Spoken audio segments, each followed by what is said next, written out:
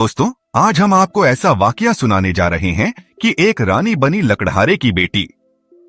बादशाह नौशेरवान अपनी मलिका के साथ सैर पर निकले हुए थे।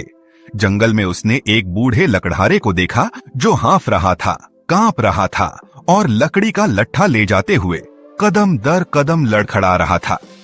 राजा ने कहा, यह तो बड़ा मूर्ख आदमी है। अगर इसने जवानी में कुछ बेहतर किया होता तो बुढ़ापे में यह हाल नहीं होता। लेकिन रानी राजा से सहमत नहीं हुई और बोली, गलती उसकी नहीं बल्कि उसकी पत्नी की है। अगर वह एक सही औरत होती तो आज यह घटिया घटना नहीं होती।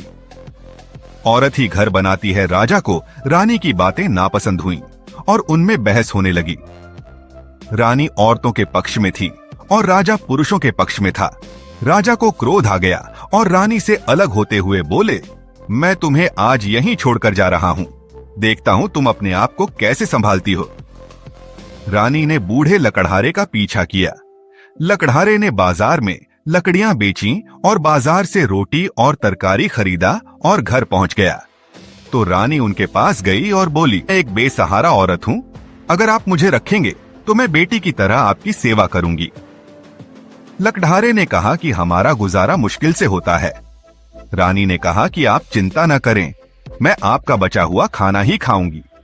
अगले दिन लकड़हारा काम पर जाने लगा तो रानी ने कहा कि आज लकड़ियां बेचकर रोटी खड़ी की जगह अनाज और दाल ले आना। मैं अनाज पीसकर रोटी बनाऊंगी और दाल भी बना दूंगी।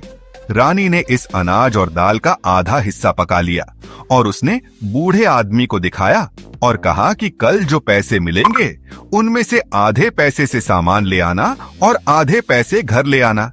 इसी तरह कुछ दिनों में लकड़हारे के पास कुछ पैसे इकट्ठे हो गए तो रानी ने पैसे निकालकर लकड़हारे को दे दिए और कहा कि वह उससे एक गधा खरीद ले और गधे पर लकड़ियां लाद दे।